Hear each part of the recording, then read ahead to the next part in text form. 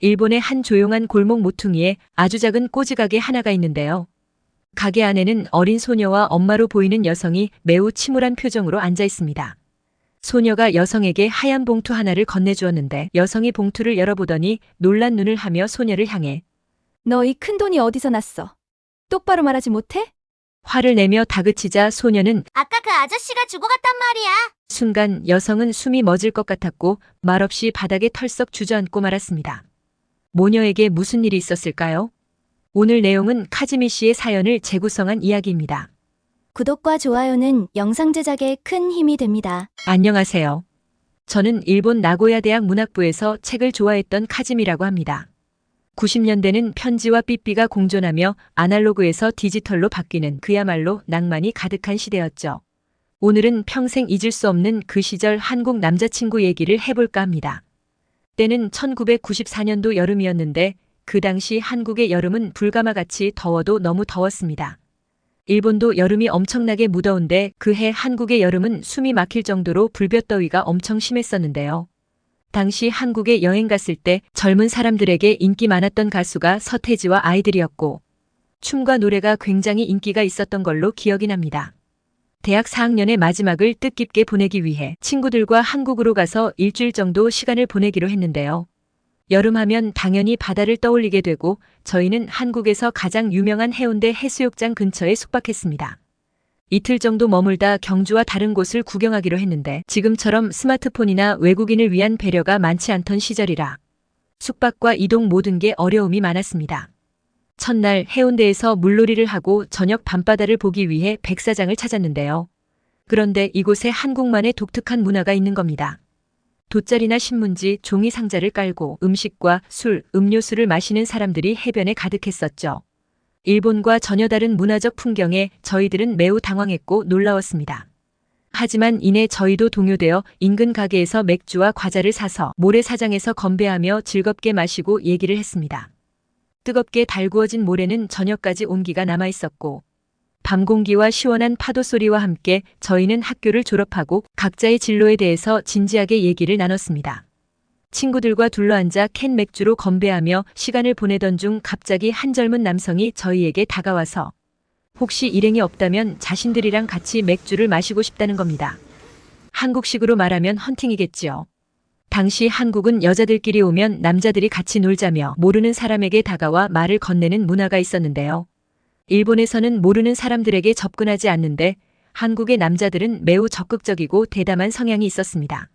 저희는 순간 매우 당황했고 어쩔 줄 몰랐죠. 한국말은 못 알아들었지만 눈치를 보니 같이 합석하자는 것 같았습니다. 저는 알아듣지 못하겠지만 일본말로 우리는 일본 사람이고 친구들과 할 얘기가 있어서 죄송하다며 공손하게 말을 했습니다. 당연히 무슨 말인지 못 알아듣겠지라고 생각을 했는데 남자 일행 중 한 명이 익숙한 일본어로 무례하게 굴었다면 죄송합니다. 저희는 그럴 의도가 없었고 그냥 비슷한 또래의 여성분들인 것 같아서 얘기가 하고 싶었는데 불쾌하셨다면 죄송합니다. 매우 능숙하게 일본어로 사과하는 겁니다. 저희는 매우 놀랐고 한편으로 한국 사람이 어떻게 일본어를 저리 잘할까 하며 감탄을 했었죠. 그 사람의 뛰어난 일본어 솜씨에 저희들은 얼떨결에 합석하게 되었는데요. 모든 통역은 그 일본어에 능숙한 오종민이라는 사람이 했고 친구들과 서울에서 부산으로 피서를 왔다고 했습니다. 당시 한국 젊은이들은 노래방에 가서 노래 부르고 춤을 추는 것을 아주 좋아했는데 종민 씨가 자신들이 계산할 테니 같이 노래방에 가서 2시간 정도 놀 수 있느냐고 물었습니다. 저희는 어차피 놀려고 왔기 때문에 내숭 떨지 않고 좋다고 했죠. 노래방을 가자 그 사람들은 이상한 막춤과 랩, 퍼포먼스에 저희는 배를 잡고 웃었으며 한국 노래를 모르지만 그들이 부르고 춤추는 모습이 재미가 있어서 시간 가는 줄 모르고 놀았습니다. 저희는 금방 친해져서 다음번 한국이나 일본에 가면 연락을 하기 위해 서로의 연락처를 주고받았습니다. 지금처럼 휴대폰은 없었지만 연락할 기계가 있었거든요. 한국에서는 삐삐, 일본도 삐삐하고 비슷한 포케베루라는 호출기가 있어 자국 내에서 언제든지 호출할 수 있었습니다. 저희는 다음 날까지 종민 씨 친구들과 해변에서 놀고 식사도 한 후 헤어졌는데요. 서로의 연락처를 남겼는데 종민 씨는 저에게 자기 삐삐 번호를 알려줬고 저는 제 포케베루 번호를 적어줬습니다. 지금 젊은이들이 보면 원시인 보듯이 신기해하겠지만 당시에는 이런 식으로 연락처를 주고받았거든요. 종민 씨는 저보다 나이가 3살 많았지만 군대를 다녀오고 복학을 해서 학년은 저와 같은 4학년이라 이듬해에 저희는 같이 졸업하게 되었습니다.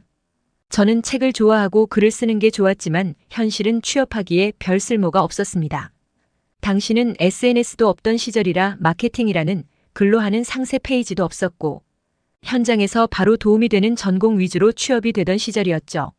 어문학 계열인 제 전공이 돈을 벌기에 현실은 차갑고 냉철했습니다. 취업을 하기 위해 여기저기 입사 지원서를 내봐도 아무런 답변이 없었고 그런 낙담의 시간이 지날수록 저는 점점 더 자신감이 없어지고 초라해지는 느낌이 들었습니다. 그에 반해 종민 씨는 전산과를 졸업하고 본인의 특기를 내세워 컴퓨터와 능숙한 일본어로 일본과 한국에 적절한 상품을 공급하는 무역 일을 했습니다. 한국과 일본은 1시간 거리에 있었기 때문에 종민 씨는 자주 일본에 출장을 왔고 어떨 때는 한 달 이상 있을 때도 있었죠. 제가 백수로 있었지만 단 한 번이라도 취업에 대해서 말하지 않았고 뿐만 아니라 어떤 난처한 행동도 하지 않았으며 말도 매우 조심스럽게 했던 기억이 납니다. 그리고 제가 프리지어 꽃을 좋아하는지 어떻게 알고서는 만날 때마다 꽃을 선물로 주곤 했는데 어느 순간 종민 씨를 사랑하게 되었고 종민 씨도 저를 친구 이상으로 생각하는 눈치였습니다. 저희는 말은 하지 않았지만 서로가 좋아한다는 느낌이었죠. 하지만 저희 관계는 이상하게도 끝까지 좋아한다거나 사랑한다는 말을 입 밖으로 꺼내지 않는 묘한 친구 사이로 남았습니다. 제 눈에는 분명히 저를 친구 이상으로 좋아하는 것 같은데 종민 씨는 더 이상의 표현은 하지 않더군요. 그렇다고 제가 먼저 속마음을 꺼내기에는 자존심이 허락하지 않았습니다. 그 무렵 아버지가 하는 사업이 법적 소송으로 휘말렸고 사기죄가 성립이 되어 합의를 봐야 하는 상황이 벌어졌습니다. 아버지의 일이 생각 외로 여러 가지 복잡한 일들로 얽혀 있어서 해결하는데 많은 돈이 필요했습니다. 평범했던 저의 집은 순식간에 밑바닥으로 떨어질 만큼 경제 사정이 좋지 않게 되었었죠. 그 충격으로 어머니는 갑자기 몸이 많이 쇠약해지셨고 아버지는 어느 곳에도 일하지 못하는 최악의 상황이 되어버렸습니다. 저라도 취업이 되면 좋겠지만 학교 졸업을 한 지도 4년째인데 여전히 백수로 있는 상황이었으니까요. 돈을 버는 사람이 없다 보니 집안 경제적 상황이 매우 어려웠기에 저는 닥치는 대로 아무 거라도 해야 되는 현실이었죠. 우선 생선을 세척하고 가공 분류하는 생산직 공장에 일을 하러 갔습니다. 당시 상황이 너무 좋지 않아 이것저것 가릴 처지가 아니었으니까요. 한 번도 육체적 일을 해본 적이 없어 매우 힘이 들었고 여기저기 몸도 아주 아팠습니다. 점심시간이면 조금이라도 몸을 쉬고 싶어서 밥을 허겁지겁 먹고는 잠시 쉬며 열악한 시간을 보내고 있었습니다. 생선 공장에서 일을 한 지 2달 정도 되는 날, 외국에서 우리 공장의 생산시설을 보고 계약을 한다는 보고가 있어서 저희는 청소를 열심히 했고 작업 시에도 최대한 신속히 청결하게 작업을 해야만 했습니다. 그날 작업 현장에 관계자들이 들어오는 걸 봤지만 저희는 평소 하던 대로 작업을 했는데요. 저는 생선 배를 가르고 내장을 꺼내는 일을 하고 있었는데 미끄러운 생선이 그만 손에서 빠져 근처에 있던 현장 책임자와 바이어들 발밑으로 그만 떨어져 버렸습니다. 신속하게 죄송하다며 인사를 하고 배가 터진 생선을 집어드는 순간 낯익은 얼굴과 마주치고 말았는데요. 종민 씨가 현장 책임자와 있었고 저와 그대로 마주치고 말았던 겁니다. 하지만 눈치 빠른 종민 씨는 제가 난처하고 창피해 할까봐 아무렇지 않게 모른 척 지나갔습니다. 그렇습니다. 외국 바이어는 종민 씨였고 저는 내장이 없는 생선을 들고 온갖 비린내를 풍기며 그 사람과 마주쳤던 겁니다. 그날 온종일 아무 생각도 나지 않았고 그냥 자존심이 너무 상했습니다. 그냥 제가 너무 싫고 초라한 생각만 가득했었죠. 그동안 종민 씨에게는 자격증 공부 때문에 거짓말하며 만남을 피하고 있었는데 보기 좋게 초라한 제 모습을 보여주고 말았습니다. 그날 이후 종민 씨에게 연락이 와도 피곤하다며 일부러 피했고 눈치 빠른 종민 씨는 제가 연락할 때까지 전화를 기다렸습니다. 하지만 밀당도 적당히 해야 약이 되는데 제 열등감이 너무 강하다 보니 오히려 그 사람과 멀어지고 말았죠. 잠깐만 한다던 생선 공장의 일을 3년 동안 했고 회사가 자금 사정으로 부도가 나는 바람에 다닐 수 없게 되자 다시 입사 지원서를 넣고 취업의 문을 두드렸지만 예전보다 더 까다롭고 어려운 취업에 또다시 생산직으로 일하게 되었습니다. 그 사이 종민 씨와 한 번 정도 만났는데 열등감에 그만 제가 까칠하게 말을 하고 말았는데요. 커피를 한 잔 마시면서 종민 씨는 조심스럽게 좋은 일자리가 있는데 하고 말을 꺼내자 저는 그 사람을 째려보며 그런 동정 필요 없다. 나는 생선 내장이나 빼고 머리 자르는 일이 재미있어서 계속할 예정이고 내일은 내가 알아서 하니까 신경 쓰지 않아도 된다며 싸늘하면서도 신경질적인 말투로 말을 했습니다. 순간 정적이 흘렀고 종민 씨는 슬프고 안타까운 연민의 눈빛으로 저를 보더니 아무 말이 없었습니다. 저도 잘 알지요. 저에게 진심으로 도움을 주고 싶은 마음을요. 하지만 당시에는 열등감 때문인 제 자존심이 허락하지 않았고 창피하고 복합적인 감정으로 선뜻 받아들이기가 힘들었습니다. 그 후로 저희는 만나지 못했습니다. 제 기억으로 2번 정도 연락이 왔었는데 그냥 전화를 씹어버렸던 걸로 기억이 납니다. 그리고 저는 국외 주식으로 일확천금의 돈을 벌 수 있다는 말에 별다른 의심 없이 힘들게 모은 돈을 투자했는데 한 달 만에 휴지 조각이 되어버린 어처구니 없는 일도 있었습니다. 빨리 돈을 벌어야 한다는 조급증이 처참한 결과를 맞이하게 되었죠. 이후 몇 번의 사기도 당하면서 재기해보려고 억대 연봉을 생각하며 영업직을 다녔는데 모두 마음먹은 대로 되지 않았습니다. 돈을 잃으니 그 충격으로 몸도 아주 좋지 않았는데요. 항상 약을 복용했으며 우울증 증세가 심해서 잠도 제대로 못 자고 건강은 날로 악화되었습니다. 다시 밑바닥 생활부터 시작하기로 하고 식당에 일하러 갔는데 거기서 남편을 만나게 되었죠. 조그만 식당 주인이었는데 처음에는 정말 저에게 잘해줬고 저의 얼어있던 마음을 풀어주며 나름의 희망도 주는 아주 긍정적인 사람이었습니다. 저보다 7살이 많았지만 열심히 살았고 저는 그 사람의 인간미와 부지런함에 결혼을 결심했으며 저희는 조용히 서로 반지만 주고받으며 혼인신고를 하고 가게를 꾸려나갔습니다. 하지만 남편은 제가 아이를 낳자 언젠가부터 밖으로 헛도는 시간이 많아졌고 식당 일도 신경을 쓰지 않았으며 주인이 성의가 없으니 단골 손님도 하나둘씩 찾아오지 않았습니다. 알고 보니 도박에 빠져서 제정신이 아니었죠. 모아두었던 돈은 벌써 노름 미천으로 다 날렸고 제 몰래 여기저기 빚을 내고 그것도 모자라 지인들에게 거짓말로 돈을 빌리고 급기야 고소까지 당하는 상황에 이르게 되었습니다.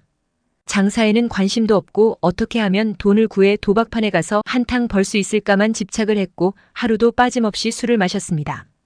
급기야 저에 대한 폭언과 폭력을 시작했고 돈 구해와라 목걸이 없느냐 몰래 숨겨둔 돈 있는 거 다 안다 애 새끼하고 나 몰래 도망가면 죽여버린다는 등 하나하나 열거하기 힘들 정도로 그야말로 지옥 같은 삶이었습니다. 그런 악몽 같은 시간을 보내던 중 남편과 이혼을 하고 혼자 독립을 해야겠다는 사건이 벌어지게 되었죠. 어느 날 술에 잔뜩 취해 아이가 보는 앞에서 옷을 벗기며 구타를 했고 급기야 저는 아이를 두고 집을 뛰쳐나와 버렸습니다. 허겁지겁 도망치듯 나오면서 신발은 없었고 얇은 옷만 걸친 채 어둠 속을 걷다 보니 강 위에 다리가 보였습니다. 저는 죽을 결심을 하고 다리 위로 올라갔고 두려움은 없었지만 아이 생각에 눈물이 흘렀습니다. 하지만 이런 지옥 같은 삶에서 해방되는 방법은 죽음밖에 없다고 생각했고 눈을 감고 뛰어내리려는 순간 마침 지나가던 부부의 도움으로 살게 되었습니다. 왜 저를 살려줬느냐며 울면서 소리쳤고 시간이 지나면서 마음이 진정이 되자 삶이 억울했고 딸아이를 생각하니 이를 악물고 살아야겠다는 생각이 들었습니다. 저는 법률사무소의 도움으로 이혼을 했고 악착같이 살기로 했습니다. 닥치는 대로 돈이 된다면 무슨 일이라도 했지만 삶은 호락호락하지 않았습니다. 다리가 너무 아파서 병원에 갔더니 무릎 연골이 상해서 수술을 해야 한다고 했습니다. 저는 어쩔 수 없이 연골 재생 수술을 받았고 겨우 모아두었던 돈도 병원비로 다 써버리고 말았습니다. 6개월의 재활을 끝내고 다시 처음부터 시작해야만 했고 딸아이는 초등학교 1학년이 되었죠. 몸 상태가 좋지 않아 취업도 되지 않았는데 어머니가 몰래 숨겨둔 비상금의 도움으로 아주 작은 꼬지 가게를 시작하게 되었습니다. 골방이 하나 있는 가게였는데 제가 할 수 있는 유일한 일이었으므로 앞만 보고 달려가기로 했는데요. 한 달에 한 번씩 가게 휴무가 있었는데 그럴 때마다 딸과 바람도 쐬고 바다도 구경하고 했습니다. 바다를 보면서 그 옛날 대학 때 한국에서 종민 씨와의 마냥 즐거웠던 시간도 떠올리곤 했었는데 그때는 미래의 제 삶이 이렇게 될 거라고는 상상도 못했었지요. 얼마 전 옛 친구에게 종민 씨 얘기를 간접적으로 들을 기회가 있었는데 중견기업의 대표가 되었다고 합니다. 큰 회사는 아니지만 매우 내실 있고 튼튼한 회사라고 들었고 저 역시 잘 살고 있구나 하며 눈을 감고 지난 날을 회상했는데 그냥 눈물이 주르르 흘러내렸습니다. 거울을 보니 나이답지 않게 많이 늙어 있었고 얼굴은 주름으로 많이 처져 있었습니다. 시간이 많이 흘렀구나. 내 모습이 이런 모습이었구나. 저에게 연민이 생겨서 더는 거울을 보기 싫었습니다. 얼마 전부터 담배를 배웠는데 이제는 외롭고 답답하면 담배를 피우는 습관이 생겼고 시간이 갈수록 점점 더 심한 골초가 되어갔습니다. 물론 저 혼자 있을 때 몰래 했죠. 장사도 생각보다 잘 안 되었고 월세도 자주 밀리는 상황이 오자 그냥 삶이 괴롭고 힘들어 약한 생각만 가득했습니다. 하지만 가게는 항상 깨끗하게 청소를 해서 혹시라도 손님이 오면 당황하지 않도록 철저히 준비했습니다. 그날도 준비하고 손님을 기다리는데 4분 정도의 손님들이 들어오셨고 저는 편한 곳에 앉으시라며 인사를 했습니다. 그런데 손님 중에 중후하신 신사분과 저는 눈이 마주쳤고 그분은 항상 그랬듯이 제가 난처할까봐 모른 척했습니다. 맞습니다. 그는 바로 종민 씨였습니다. 50이 넘은 중년의 종민 씨는 업무 때문에 일본에 왔고 간단하게 맥주를 하려던 중 작고 깨끗한 가게가 마음에 들어왔다고 합니다. 그날은 아무 일도 없다는 듯이 간단히 술을 마시고 일행과 돌아갔습니다. 아마도 그 자리에서 아는 척하면 서로가 불편할 수 있다고 생각을 했던 모양입니다. 이튿날 가게를 마칠 무렵 종민 씨가 찾아왔었는데요. 카즈미 오랜만이요. 잘 지냈어요? 종민 씨의 그 말에 저는 부끄러웠지만 애써 담담하게. 그럼요. 그동안 잘 지냈죠. 사장님이 되셨다고 들었는데 종민 씨는 잘 되실 줄 알았어요. 저 많이 늙었죠. 세월이 어떻게 흘러가는지도 모르겠네요. 저는 종민 씨의 눈을 쳐다보며 담배 한 대 피워도 되냐고 물으니 괜찮다며 여전히 조용하게 저를 배려해 주더군요. 그때 딸아이가 방에서 나오더니 엄마 배고파하는 겁니다. 종민 씨는 아이를 보자. 안녕, 엄마하고 아저씨는 오랜 친구 사이란다. 엄마를 닮아서인지 너 참 예쁘게 생겼구나. 따뜻한 미소를 지으며 말을 걸었습니다. 저는 방으로 들어가서 아이에게 먹을 것을 챙겨주고 다시 종민 씨와 마주했는데요. 저희는 별다른 말이 없었고 종민 씨는 언제나 그랬던 것처럼 저의 모든 상황을 대략 짐작하면서도 말을 꺼내지 않았습니다. 잠시 후 저에게 속이 더부룩한데 소화제를 하나 사다 줄 수 있느냐고 해서 저는 근방의 약국에 소화제를 사러 갔습니다. 약을 사서 가게로 돌아오니 종민 씨는 보이지 않았고 딸아이가 엄마 그 아저씨 조금 전에 가셨는데 이걸 주고 가셨어요. 그러면서 하얀 봉투 하나를 내밀었는데 뭔가 싶어보니 봉투 안에는 제법 큰 금액의 돈이 들어있었고 어떠한 메모도 없었습니다. 저는 딸아이에게 그 아저씨가 다른 말은 없었느냐고 물으니 눈을 깜빡이면서 엄마 말 잘 듣고 나중에 꼭 엄마 행복하게 해줘야 해. 다음에 기회 되면 아저씨 또 올게. 그 말을 하면서 머리를 쓰다듬어 주었다고 했습니다. 저는 그냥 그 봉투를 쥐고서는 소리 없이 눈물만 흘러내렸습니다. 종민 씨는 아무 말도 없이 조용히 가버렸고 저는 그 사람이 떠난 어둠 속 거리를 하염없이 쳐다보며 울기만 했습니다. 그렇습니다. 세상에 이런 인연도 있는 거군요. 오랫동안 서로 사랑했지만 함께 할 수 없는 운명도 있다는 것을요. 저는 지금 딸아이만 생각하며 열심히 용감하게 살고 있습니다. 시청해 주셔서 감사합니다.